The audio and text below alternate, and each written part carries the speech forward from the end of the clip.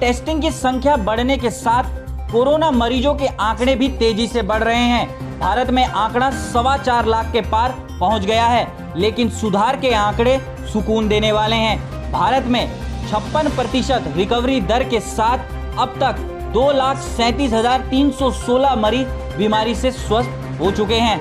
साथ ही अच्छी खबर यह है कि भारत में ग्लेनमार्क फार्मास्यूटिकल्स की ओरल एंटीवायरल ड्रग फेविपिराविर के उत्पादन और बिक्री को अनुमति दे दी गई है। यह दवाई कोरोना के मरीजों जिनमें शुरुआती और हल्के लक्षण हैं, उनको दी जाएगी।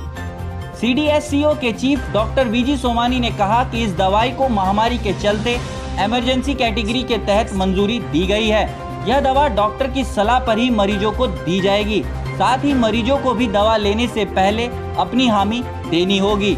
यह कोर्स 14 दिन का रहेगा, जिसमें पहले दिन 200 mg वाली 9 गोलियां सुबह शाम मरीजों को दी जाएगी और बाकी के दिनों में 200 mg वाली 4 गोलियां लेनी होगी। बताया जा रहा है कि एक गोली की कीमत 103 रहने वाली है और पूरे कोर्स के दौरान मरीजों को 122 गोलियां लेनी होगी। यह दवाई 18 से 75 साल के मरीजों को दी जा सकेगी।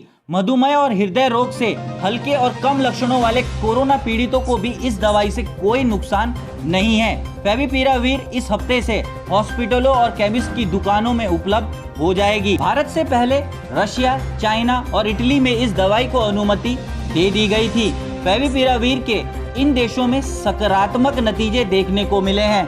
ग्लेनमार्क फार्मास्यूटिकल के MD ग्लेन सल्डाना ने कहा कि इस दवाई के क्लिनिकल ट्रायल में नतीजे अच्छे रहे हैं। लगभग 88% मरीज ट्रायल में इस दवाई से स्वस्थ हुए हैं। इस दवाई से 4 दिन में ही वायरल लोड कम हो जाता है। वैसे भारत में 10 अस्पतालों में 150 मरीजों पर इस दवाई का क्लिनिकल ट्रायल चल रहा है। आपको बता दें कि भारत में 80% कोरोना मरीजों में कम और हल्के लक्षण हैं। इस दृष्टिकोण से यह दवाई कारगर साबित हो सकती है। साथ ही इस दवाई का गोली के तौर पर उपयोग किए जाने से भारत के अस्पतालों में बढ़ रहे भार में भी कमी आएगी। ऐसे कम और हल्के लक्षण वाले मरीज दवाई लेकर घर पर ही कोरोना से स्वस्थ हो सकेंगे। इस वीडियो में इतना ही।